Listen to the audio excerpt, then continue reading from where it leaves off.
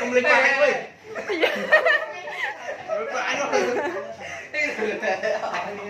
Ở đây ủa phải cứ đâu anh tiên ôn anh lấy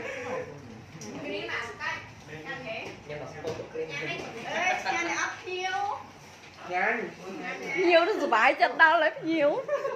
vài chân riêng mà chắc không hợp tiết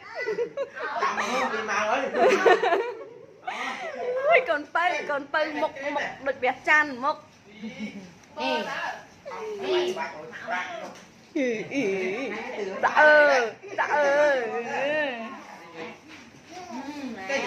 bong lên bắp món ở bò đi